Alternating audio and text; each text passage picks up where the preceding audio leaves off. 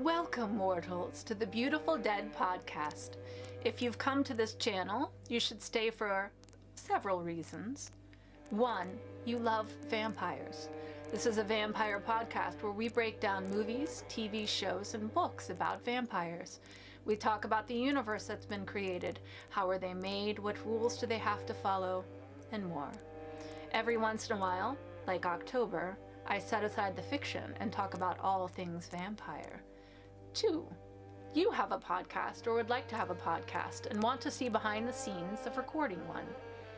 I edit out very little, so you will get to see mistakes and interruptions and learn along with me. Or 3, you're a fan of the podcast and you just want to watch me record it live. Or you like my books and you can't get enough of me. So, if you're still here, I promise it's due to your own free will, and I have not used my powers to keep you here. Now, watch the title cards and listen to the music along with the podcast. I'm gonna go get a bite, and I'll meet you back here, nice and full.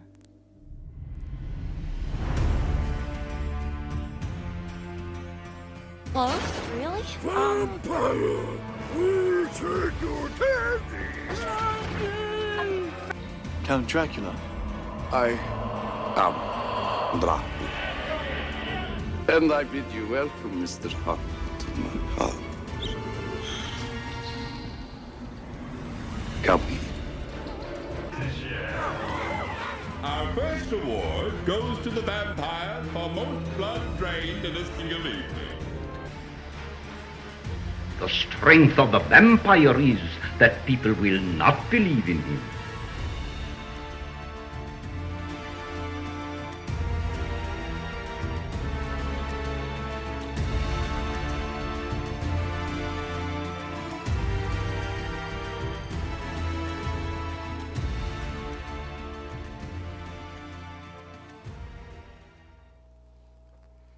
Good evening, my fellow vampire lovers.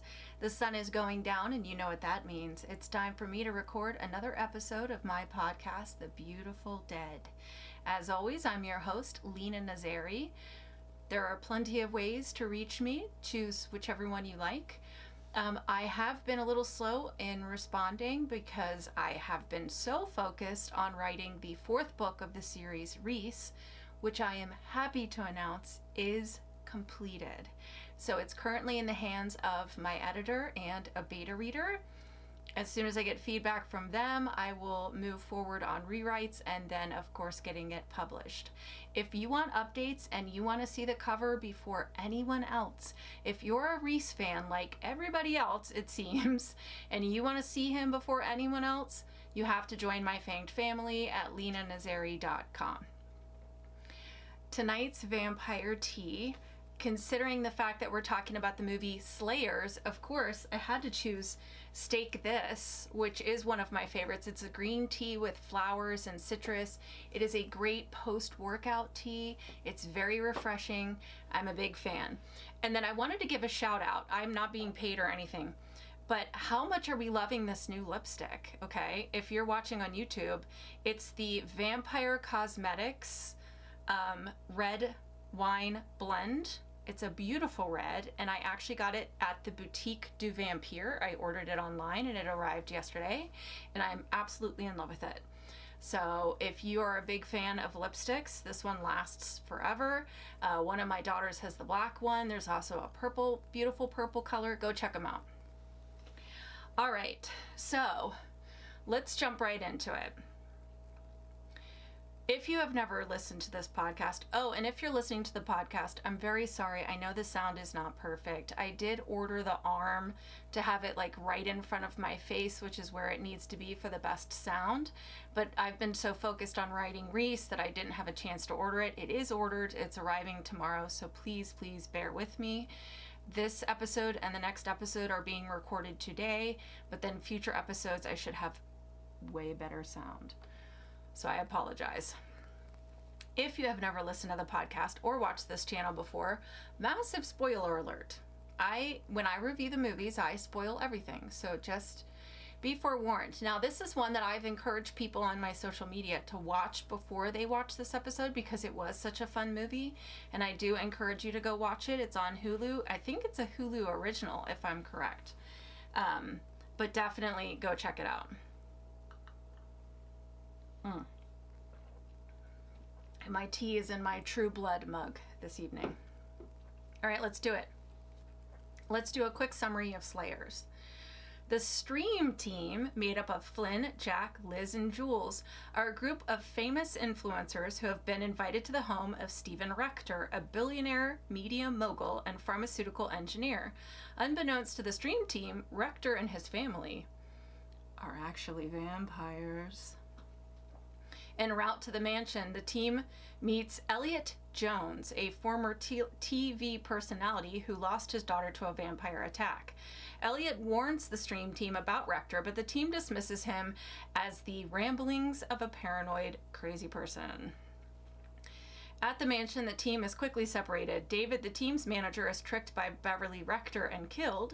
Liz and Jack, who are a couple, are given lucrative offers to work for Rector, promoting a vaccine that will make the world immune to disease, but actually purifies the blood of humanity for vampiric consumption.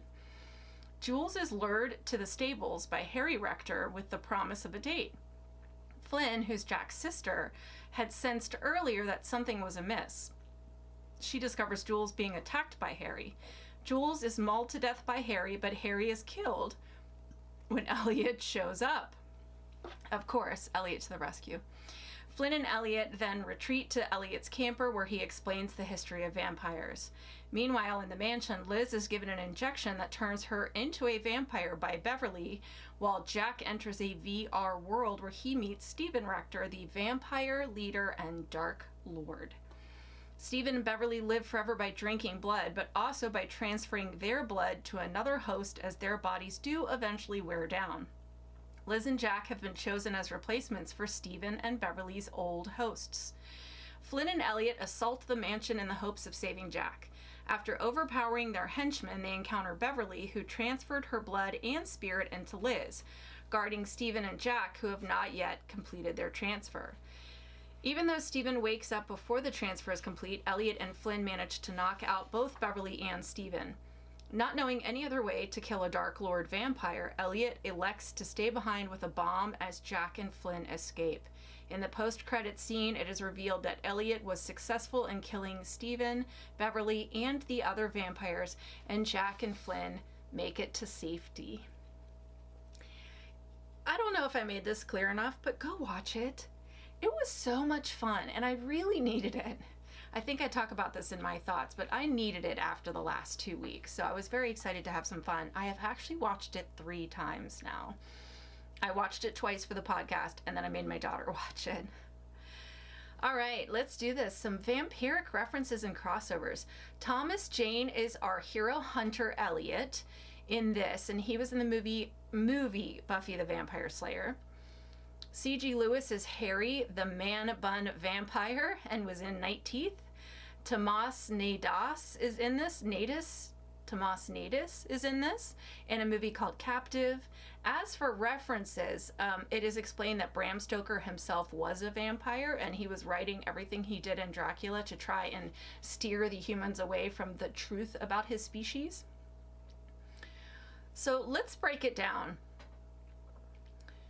The relationship to humans, it's they work and walk amongst us with only one priority, and that is to feed. And if the Rectors and the, I don't know if I get into this like a lot in detail, but the hunter explains that there's this like vampire Illuminati basically, and there's like main families or main branches of this vampire syndicate that eventually is going to take over the world. They're all extremely rich, very powerful. So that is how they work amongst the humans. Relationship to animals. They can feed off animals if they need to. We do see a vamp around the horses and they don't seem bothered, so I'm guessing he doesn't have any kind of effect over animals.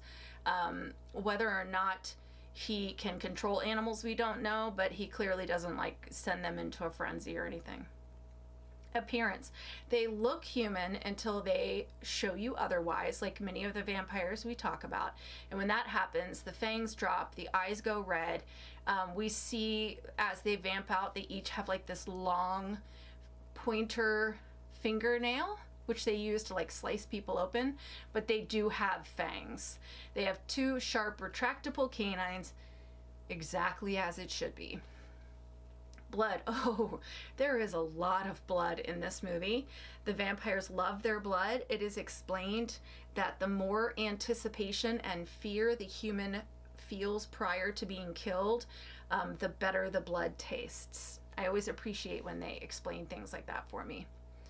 Food. We never see the vampires eat, and I'm going to address the garlic thing later. Sunlight. We do see the vampires up during the day. However, they are not, I do want to point out, they're not in direct sunlight.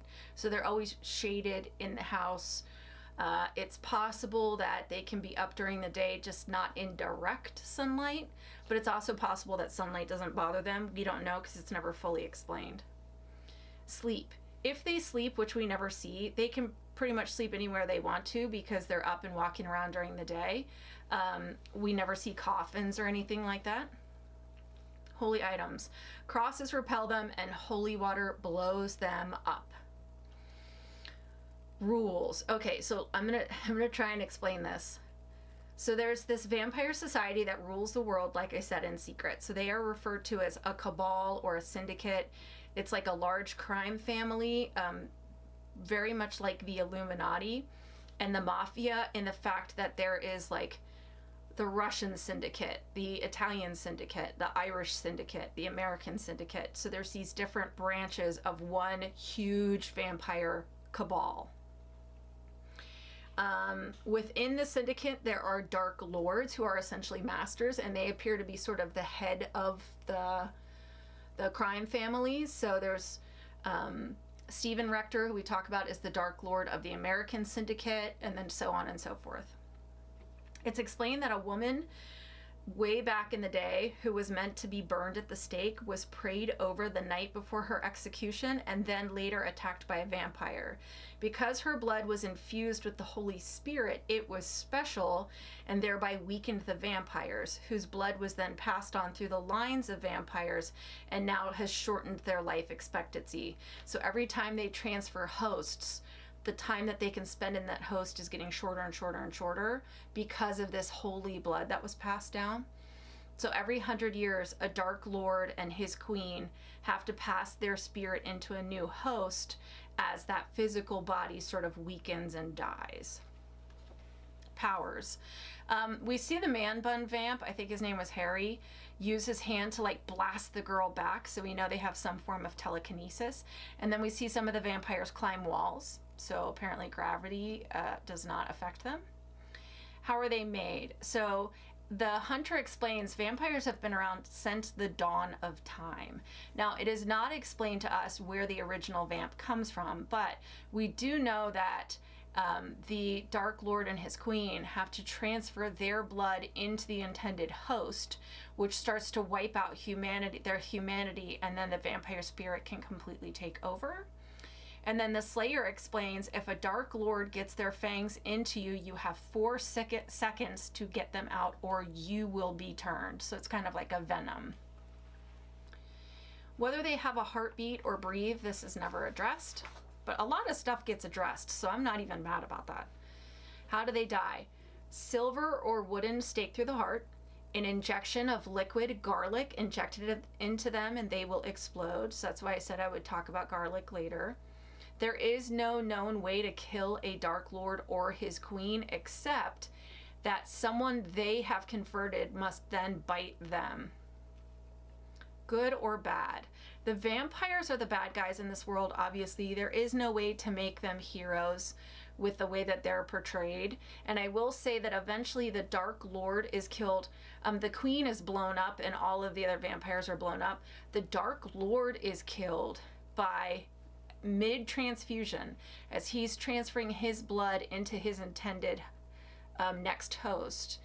It is the blood transfusion machine is reversed, and so his blood is put back into him and then he blows up. right, tropes I love and tropes I hate. Let's start with tropes I hate. I'm not a big fan of the vampire spirit transferring from host to host. We don't see that one too often, but I'm not a big fan of it. You guys know I like a classic embrace. I wasn't too psyched about this. The idea that they make it 100 years and then they have to like pass their essence on. That being said, the explanation as to why I thought was very, very interesting. Tropes I love. There were so many tropes in this movie that I am here for. So I love when a narrator breaks down the universe for you. They don't just like throw you into a world and you have to figure it out. I also love the rich, powerful vampire using or manipulating dumb humans to advance their own species trope. And the Stream Team is definitely portrayed like some dummies. I love when they find pictures of vampires over the centuries. So like in this one, there's a picture of him from the Revolutionary War and then from the Civil War. We see this in the Vampire Chronicles too, with Marius in the paintings over the centuries. I also love when they portray historical figures, real historical figures, as either vampires or slayers. So for example, Joan of Arc was a slayer, Vlad Tepes or Jack the Ripper were all syndicate leaders in their time. I love when they use actual historical figures. I also love the grizzled, experienced slayer who like takes the young person under his wing and teaches them all about the world. And I especially love it when the grizzled slayer became a slayer because, you know, his wife or his daughter or whatever was murdered by a vampire. I love that trope. So a lot to love in this. I also love when they explain things for me. So usually when you have the grizzled old hunter teaching the new hunter, they'll say, this is how you kill them. This is what their weaknesses are, which is great for me as a vampire movie reviewer because I get to jot it down real fast. I'm not trying to figure it out. All right, let's do the ratings. How scary or evil are the vampires of Slayers? So they have the money to get away with just about anything that they want to. They are hard to kill, and it seems like they can be in the sunlight. They've built an empire. They have their hands in every aspect of human society. This makes them a very big problem for humans. Now, they lose a point for the fact that there are hunters out there who are going after them, and a point because the line is degrading, and now they have to find a way to transfer their spirits, which is not super easy, but still, these vampires are solid. So when I figured it out, they got a very respectable 8 out of 10 stakes to the heart for scariness and evil. How sexy or alluring are the vampires of Slayers? We never see them have sex, talk about sex, try and seduce. It's all money, blood, and power for these vampires. So they get their honorary vamp point, and then they get 1 point because they're all like so beautiful. But even when Harry gets Jules into the barn, he clearly has no intention of seducing her. He immediately attacks. So he's just using that beautiful body to lure her in to eat her. So that's it. 3 out of 10 onks. I stand by that. I gave them 2 points for how beautiful and fit they were. And then of course the vamp point, but that's it. I couldn't give them anything else. And I feel good about that. Like, these are not sexy vampires. I mean, Malin Ackerman is gorgeous. But again, she's not in it for the sex. She just wants to kill people. My thoughts. Let's have a little vampire tea.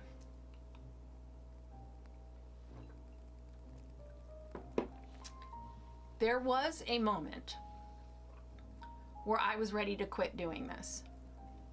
It doesn't get a lot of views. It does not get a lot of listens. That's not the reason I do it. That being said, I have so much on my plate. I am working 2 jobs. I just got done writing a 4th book. I am putting all of my energy now into finding an agent because I know I cannot get to where I need to get to or want to get to without some help. I need to build a team. So on top of that, I also have 2 children. I'm running a house, and I work out for my own sanity. So I'm up at 4 o'clock in the morning thinking to myself, what am I doing? Is this all worth it? So I'm thinking maybe I need to take the podcast and the YouTube channel off my plate. Maybe I have taken on too much. Maybe this is not all worth it. And then I get comments from you guys. And then I stumble across a gem like this. And I think, okay, okay, this is all worth it, because I genuinely enjoyed this movie.